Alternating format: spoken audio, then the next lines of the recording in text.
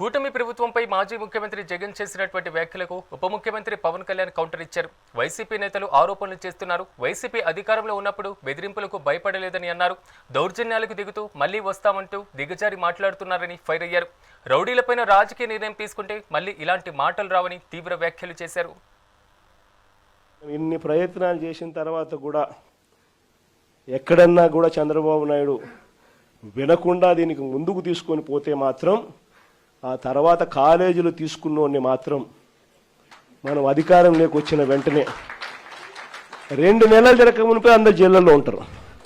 ఆ కాలేజీలు తీసుకున్న వాళ్ళు మాత్రం స్కాములు అనేది మదర్ ఆఫ్ ఆల్ స్కామ్స్ కింద ఇది నిరూపితమవుతుంది. అంతటి దారుణంగా ప్రజలకు నష్టం జరుగుతుందని కనిపిస్తూ ఉన్నా కూడా ప్రజలు దీనివల్ల ఉచితంగా వైద్యం పొందే అవకాశం పోతుందని తెలిసినా కూడా మన పిల్లలకు తక్కువ ధరలకే, ప్రైవేట్ కన్నా చాలా తక్కువ ధరకే మన పిల్లలకు మెడికల్ కాలేజీలలో సీట్లు వచ్చి చదువులు అందుబాటులో ఉంటాయని తెలిసినా కూడా ఏమాత్రం ఖాతరు చేయకుండా చంద్రబాబు చేస్తూ ఉన్న ఈ తీరుకు చంద్రబాబు నాయుడుకు గట్టి గుణపాఠం మాత్రం ఖచ్చితంగా తగులుతుంది.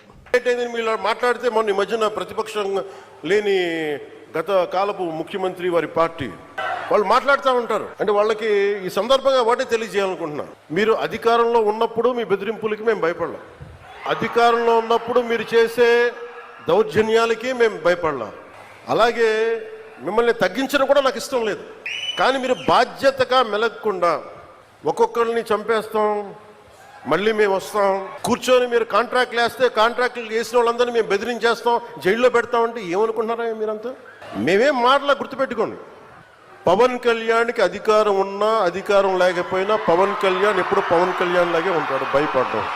రౌడీజం అంటే కాలు కీలు తీసి మడత పెట్టి కింద కూర్చోపెడితే అప్పుడు సామాజిక మాధ్యమాల్లో కానీ విదేశాల్లో కూర్చొని వాగే వాళ్ళతో సహా భవిష్యత్తులో మేము వస్తాం, వచ్చి మేమేం చేస్తామంటే వచ్చినప్పుడే మీరేం పీకలేదు మరి ఏం మాట్లాడతారు? ఇప్పుడు డెమోక్రసీ, ఇది ప్రజాస్వామ్యం. ఖచ్చితంగానండి అనడానికి కొన్ని గీతలు ఉంటాయి. గీతలను దాటి మాట్లాడితే మీ చేతికి మళ్ళీ ముద్రలు వేయడానికి ఏముంది? అలా మాట్లాడే వాళ్ళు చెప్తున్నాను ఇప్పుడే, మీ చేతి మీద గీతలు తీసేస్తాం, అంత అరగదీస్తాం, గుర్తుపెట్టుకోండి.